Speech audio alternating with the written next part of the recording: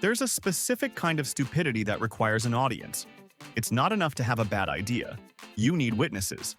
This video is an autopsy of that exact moment, when the need for 5 seconds of glory completely overrides the entire human survival instinct. We are about to watch 10 live performances that turned into auditions for our list of the dumbest ways people have died. Pay attention. 1. The world of virtual reality is a beautiful lie. It sells the fantasy of godhood, the thrill of adventure, the power of a hero, all conveniently packaged to run on a computer in your spare bedroom. The unspoken contract is that you understand where the fantasy ends and the unforgiving laws of physics begin. Our first contestant, a gamer we'll call Leo, apparently skimmed that part of the user agreement.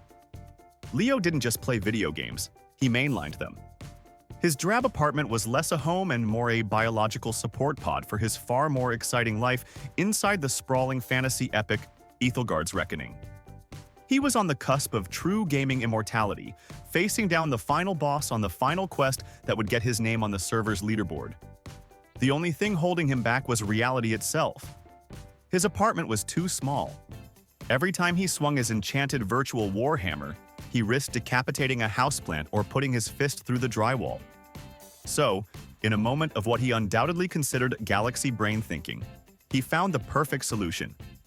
He would move his play area to his 10th floor balcony. To him, it was a flawless strategy. Unlimited arm-swinging clearance, no pesky coffee tables, and a gentle, natural breeze for that extra touch of 4D immersion. His guildmates on Discord, a chorus of disembodied teenage voices, thought this was the peak of comedy and cheered him on. So he donned his headset, gripped his controllers, and stepped out onto the small concrete slab, instantly trading the view of the parking lot for the majestic vista of the Dragon's Tooth precipice. He was completely blind to the very real 100-foot drop that waited just beyond his toes. To complete the quest, the game required a leap of faith, a heroic jump from the virtual cliff into a chasm to find a hidden objective. As a very real gust of wind whipped around the corner of his very real apartment building, Leo leaned into his microphone, his voice electric with excitement, and delivered his final transmission to the digital world. "Guys, this is insane," he gasped, a true believer in the beautiful lie. "The haptic feedback, the graphics, this is so real I can actually feel the wind on my face."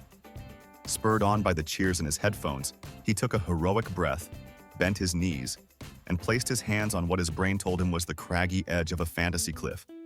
But what was, in fact, the smooth, knee-high aluminum railing of his balcony.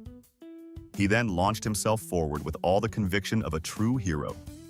For one exhilarating half-second, he was everything he wanted to be, a legend, soaring through a digital sky on a mission of glory. That glorious sensation was immediately and violently overwritten by the far more immersive and non-negotiable experience of gravity. His friends on Discord heard a short, confused scream, a sound that quickly faded, followed by a sickeningly final thump from his microphone. On the screen, his avatar stood, motionless, at the edge of the cliff. In reality, Leo had just beta-tested the ultimate patch for his mortal coil, proving that the only thing more immersive than virtual reality is a sudden, high-speed meeting with the pavement. 2. Perfectionism is a double-edged sword.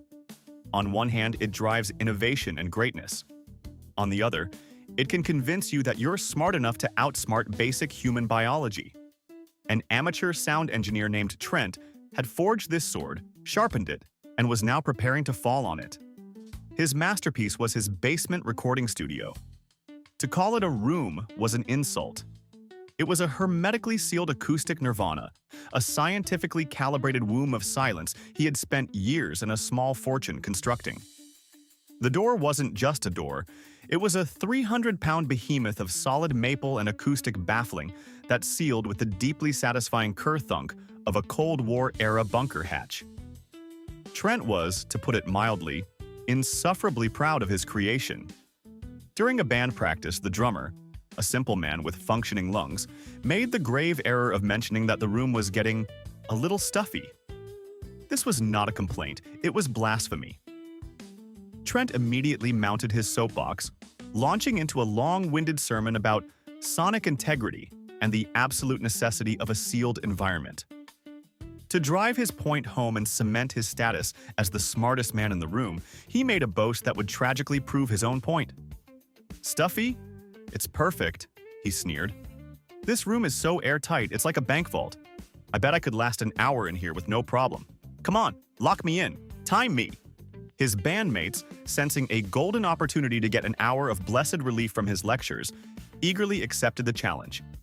They swung the massive door shut, threw the heavy deadbolts, and started a stopwatch, their muffled laughter echoing in the hall. Inside his silent sanctuary, Trent sat smugly, meditating on his own genius. The first 10 minutes were heaven. Absolute perfect silence. But as the minutes ticked by, the heavens started to feel suspiciously like a tomb. The air grew thick and still. Each breath felt a little less satisfying, a little more empty. A dull headache began to pound at his temples. He had engineered the perfect space for sound waves, but had completely forgotten about the far more important airwaves. Specifically, the oxygen molecules contained within them. His perfect airtight room contained a finite amount of breathable air, and his own lungs were diligently working to convert it all into useless carbon dioxide. But admitting he was wrong was a far greater fear than suffocating. He tried to stay calm, to control his breathing, but his body was now in open rebellion. His lungs screaming for a chemical, his perfect room no longer possessed. The quiet pride finally shattered into full-blown panic.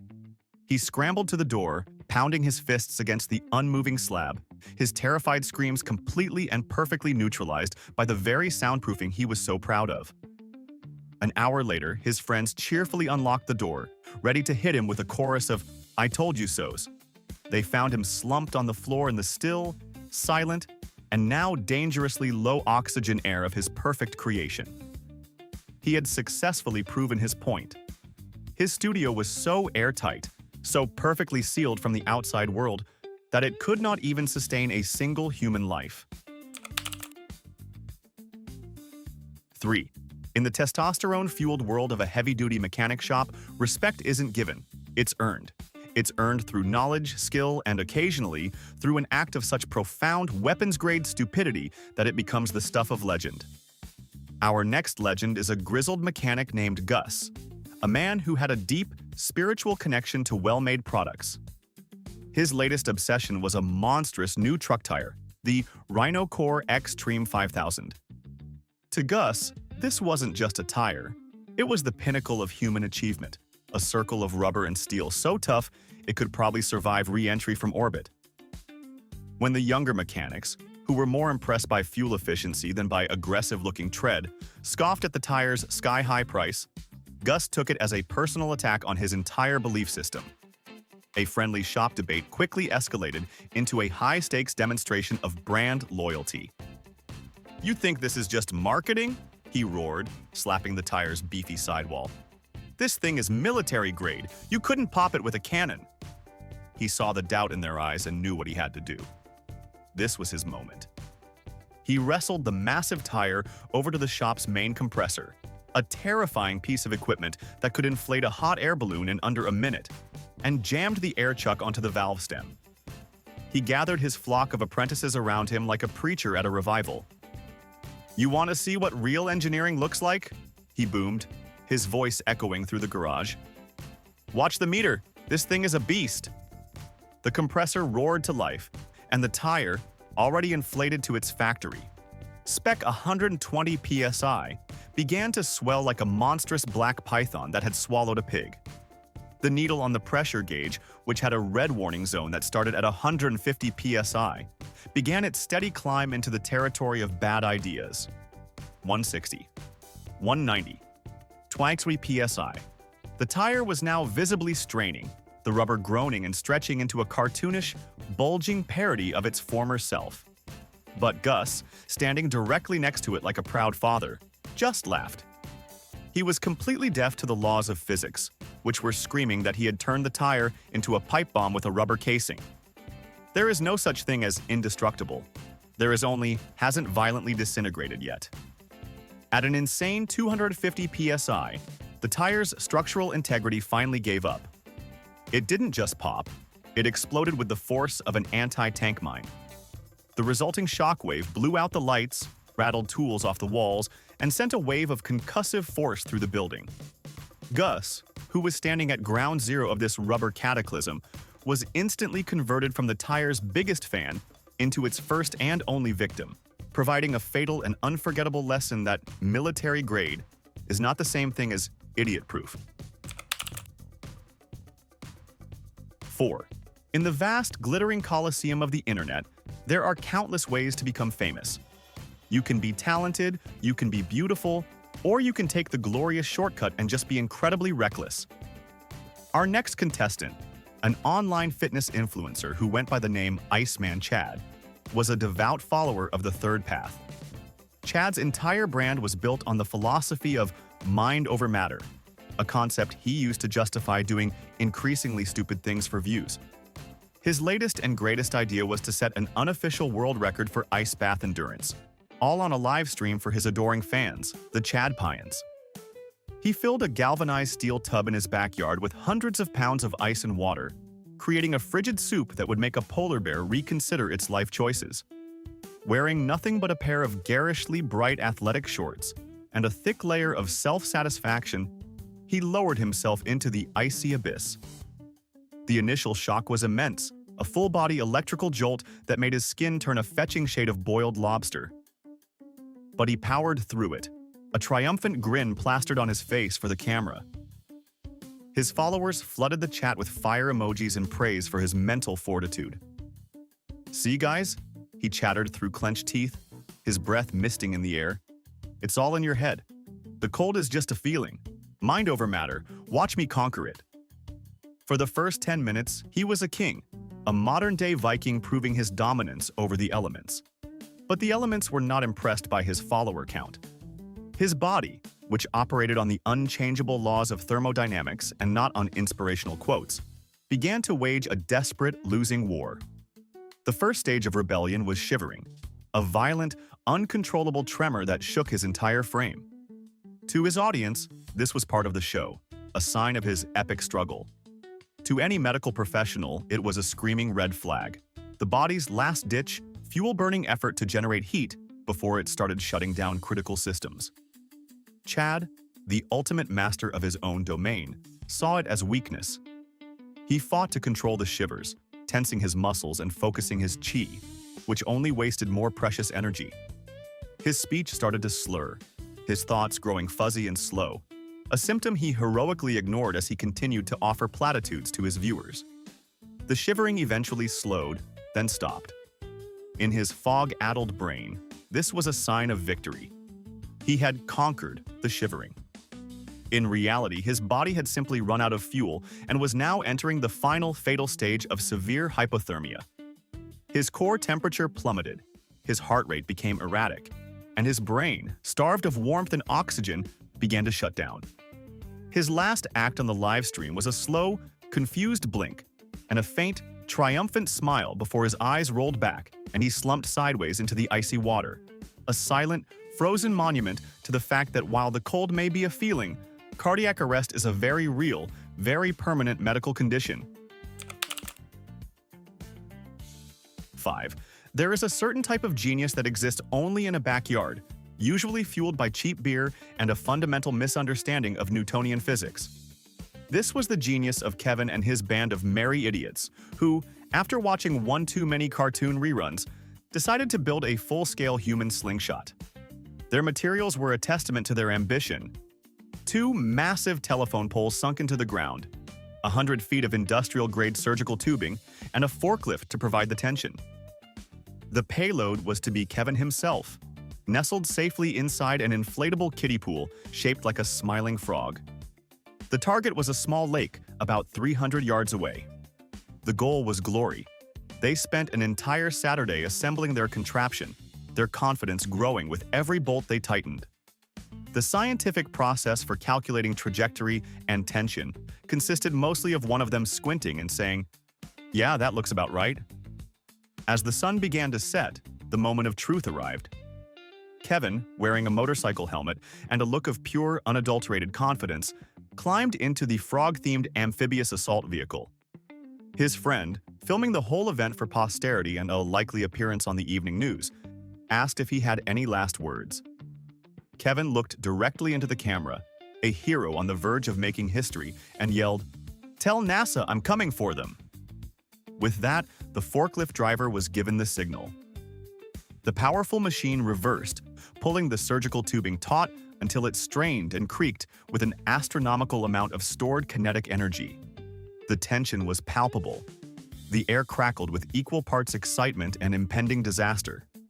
The release mechanism, a hastily welded hook on the forklift, was tripped. With a sound like a thunderclap, the slingshot fired. For a brief, glorious moment, Kevin was an astronaut.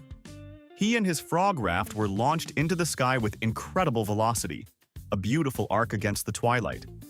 But as he reached the apex of his flight, it became horrifically clear that their looks-about-right calculations were, to put it mildly, slightly off. They had accounted for distance, but not for altitude. And they had certainly not accounted for the large, very solid oak tree that stood directly between the launch site and the lake. Kevin, the aspiring astronaut, didn't splash down in the water. He impacted the thick, unyielding trunk of the tree with the force of a small car crash, ending his space program before it even cleared the local airspace. His friends were left with a viral video and the quiet, sobering realization that NASA's recruitment process is probably a little more rigorous. 6. The pufferfish is one of nature's most fascinating paradoxes. It's a goofy, adorable-looking creature that also happens to be one of the most poisonous animals on the planet. This critical piece of information is widely available, taught in biology classes, and featured in countless nature documentaries. A tourist named Greg, however, had apparently missed every single one of them. While vacationing on a beautiful tropical beach, Greg and his family stumbled upon a live pufferfish that had washed into a shallow tide pool. It was puffed up in defense, a spiky, balloon-like creature looking thoroughly unimpressed with its situation. Greg's family admired it from a safe distance, but Greg saw an opportunity for a teachable moment. A moment to teach everyone that he, Greg, was tougher and smarter than a fish. He began to lecture his family, explaining with the unearned authority of a man who got all his information from a cartoon he vaguely remembered that the danger of a pufferfish was a myth. "It's only poisonous if you eat it, and only if some Japanese chef cuts it wrong," he declared, poking the fish with a stick. The fish, in response, puffed up even further. This only emboldened Greg. He was now on a mission to debunk this myth once and for all. He wanted to demonstrate his complete fearlessness, his total dominance over this spiky little water balloon. He turned to his horrified family, a wild look of conviction in his eyes, and made his final, fateful boast. "The poison is just a story to scare people. Watch this," he said, his voice brimming with confidence. "I'm so tough, I'll even lick it." Before anyone could process the sheer, mind-numbing stupidity of that sentence, he leaned down, picked up the agitated fish, and gave its bumpy, slimy skin a long, deliberate lick, as if he were tasting an ice cream cone. What Greg failed to understand is that tetrodotoxin, the pufferfish's signature neurotoxin, isn't just in its organs. It's also secreted through its skin as a defense mechanism. He had just voluntarily administered a lethal dose of one of the most potent poisons known to science directly into his system. The effects were immediate. A numbness began in his lips and tongue, a sensation he initially laughed off.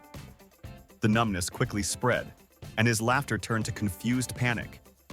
Within minutes, he was struggling to breathe as the toxin paralyzed his diaphragm, a silent, terrifying shutdown of his body's most basic functions. He collapsed on the sand, a tragic testament to the fact that some myths are very, very real, and that when nature puts a giant warning label on something, it's generally not a good idea to lick it to see if it's serious. 7. Community events are designed to bring people together to foster a sense of civic pride and mutual respect. A fire department open house is the perfect example. Families get to see the shiny trucks, kids get plastic helmets, and everyone gets a valuable lesson in fire safety. But for a man named Barry, this wasn't an educational event. It was an open audition. Barry was a man whose physical confidence was built on a foundation of 3 beers and a complete ignorance of basic physics. As he watched a firefighter demonstrate the awesome power of a deck-mounted water cannon blasting a jet of water across the parking lot with the force of a liquid battering ram, he didn't see a tool for saving lives. He saw a challenge. He saw a chance to prove, once and for all, that his years of amateur weightlifting had transformed him into a real-life superhero. He swaggered over to the group of firefighters, puffed out his chest, and began his campaign for a Darwin Award. He loudly declared that the stream of water, which was capable of knocking down a brick wall, looked weak. The firefighters, used to dealing with all sorts of public foolishness, politely explained that the hose projected water at a pressure of over 100 pounds per square inch, with a force of several hundred pounds. Barry, whose brain translated pounds per square inch into sounds like nerd talk, was not impressed. He saw their warnings not as genuine safety advice but as fear.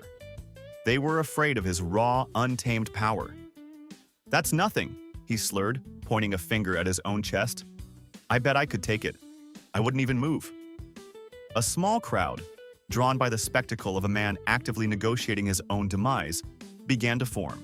The firefighters refused, citing every regulation in the book. But Barry was relentless. He accused them of being scared, of not wanting to be shown up. Finally, exhausted and hoping to just get rid of him, a weary fire captain agreed to a very low-pressure demonstration. This was Barry's moment. He planted his feet on the wet asphalt, a triumphant grin on his face, a modern-day Atlas ready to hold back the ocean.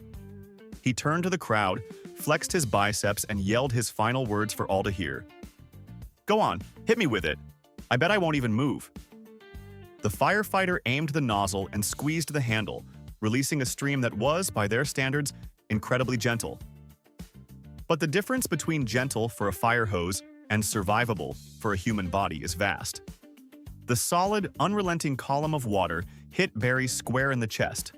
For a split second, he did not move, his face a mask of shocked realization as the laws of physics presented him with a bill he could not pay. Then, he was no longer standing. He was a projectile. The immense force lifted him clean off his feet and launched him backwards with shocking speed. His triumphant stand ended a mere 10 feet later when the back of his head connected with the solid steel bumper of the fire truck with a sickening, final thud, providing a tragic and very public demonstration of the difference between man and machine. 8. The smart home promises a future of effortless convenience, a world where our every whim is catered to by a benevolent network of interconnected gadgets. But for a tech enthusiast named Derek, convenience wasn't enough. He wanted control. Absolute godlike control over his domain, which was primarily his suburban garage. His magnum opus was a custom-built smartphone app that operated his garage door.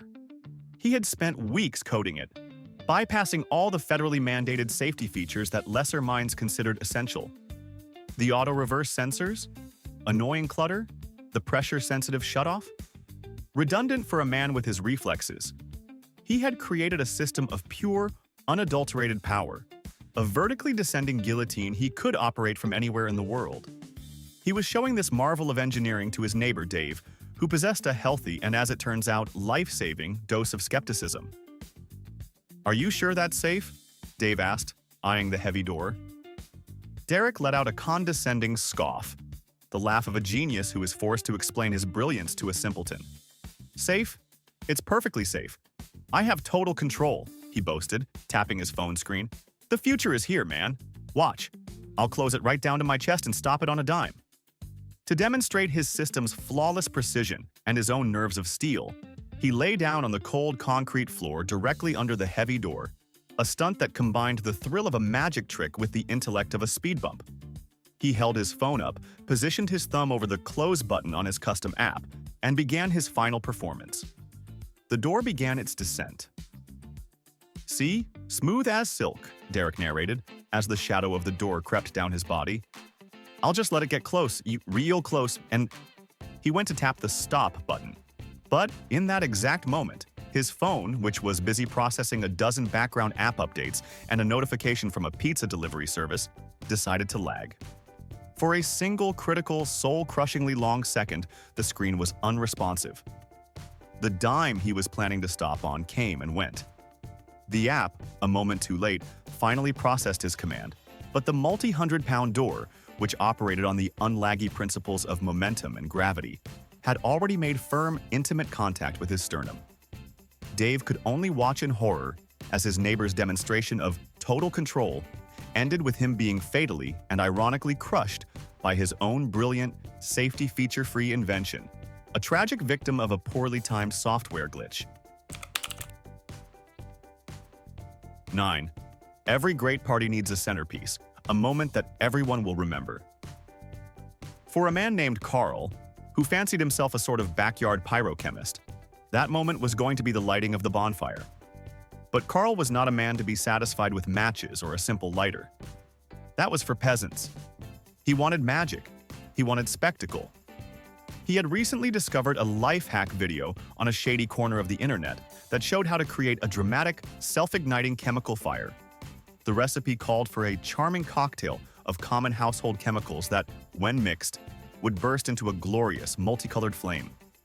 Carl, who had failed high school chemistry but possessed an artist's soul, saw this not as a set of dangerous instructions, but as a recipe for greatness. He spent the afternoon in his shed, mixing the volatile ingredients in a plastic bucket, feeling like a modern-day wizard preparing a potion. As his party guests gathered in the backyard, he emerged from the shed, holding his bucket of chemical sludge with the reverence of a holy relic. The pyre was built, a massive stack of dry pallets and logs. He gathered everyone around for the grand unveiling. "You're all still using matches?" he announced with a theatrical flourish, gesturing to the unlit bonfire. "That's cute. Now get ready for some real magic." With the confidence of a seasoned magician, he approached the woodpile. His plan, as seen in the 45-second video that had conveniently omitted all the warnings, was to pour the mixture onto the wood and step back as it spontaneously erupted into a beautiful, controlled blaze. But the life hack video had made a critical error. It had confused the word ignite with the word detonate. The specific combination of chemicals he had mixed didn't just create fire, it created a highly unstable, fuel-air explosive. The moment he poured the liquid from the bucket, the sudden aeration and contact with the porous wood was all it took. There was no magical flicker. There was no gentle whoosh of flame. There was only a single, deafening foom, a violent, instantaneous detonation that turned his bonfire into a makeshift bomb. Carl, who was standing at the epicenter of his magical trick, was engulfed in a ferocious fireball of chemical flame and splintered wood. His guests were thrown backwards by the shockwave as the party's centerpiece became a crater. Carl had promised his friends magic, and in a way, he delivered, performing the ultimate disappearing act in a spectacular and very final puff of smoke. 10. There's a special kind of ambition that drives a person to get the perfect shot, a cinematic obsession that blurs the line between dedication and delirium. For an amateur drone pilot named Marcus, that ambition was about to get him a one-way ticket to the great editing suite in the sky. His subject was a colossal, ancient electrical pylon, a rusty, skeletal giant that loomed over a desolate field. It was a stormy day, with dark, angry clouds and a gusting wind, the perfect dramatic backdrop for what he called his industrial decay series. His friend, a sensible person named Liam, stood huddled under a tree, suggesting that maybe flying a delicate piece of electronics near a massive metal lightning rod during a storm was a bad idea. Marcus just laughed. The danger was the point. He wanted to capture the raw, untamed energy of the scene. He launched his drone, expertly piloting it through the turbulent winds, capturing breathtaking footage of the angry sky. But it wasn't enough. He needed a hero shot, a dynamic angle that would make his footage legendary. He decided he needed to get a low-angle shot, looking up from the base of the pylon. The only way to do that was to get closer. Much closer. He started climbing the rusted skeletal frame of the pylon, his drone controller clutched in one hand. Liam's frantic shouts from the ground were lost in the wind. "It's fine!" Marcus yelled back down. his voice barely audible over the howling gale. "This thing is solid steel. Watch!" To punctuate his statement and prove the absolute structural integrity of the century-old neglected tower, he stomped his foot hard on the corroded steel crossbeam he was standing on. For a brief moment it held, a silent monument to his arrogance. Then, with a sickening metallic screech, the rust that was barely holding the beam together gave way. The solid steel beneath his feet simply disintegrated. He flailed for a handhold, but there was nothing but peeling paint and slick, rusty metal. He fell, a silent, plummeting figure against the backdrop of the stormy sky he was so desperate to capture. His drone, still hovering obediently in the air, recorded the entire thing. A perfect, stable, and tragically final shot of its creator's long, uninterrupted descent to the unforgiving ground below. A fatal lesson in the fact that while a camera can make you feel invincible, gravity always gets the final cut. Let's settle a debate. Of the 10 stories you just saw, which one was the absolute #1 pound-for-pound stupidest? I'm not asking for your favorite. I'm asking for the one that made you physically recoil from the sheer lack of common sense. Go to the comments and cast your vote. Name the character and defend your choice for the dumbest death of the day. Like if your IQ feels higher now, and subscribe for more proof that it probably is.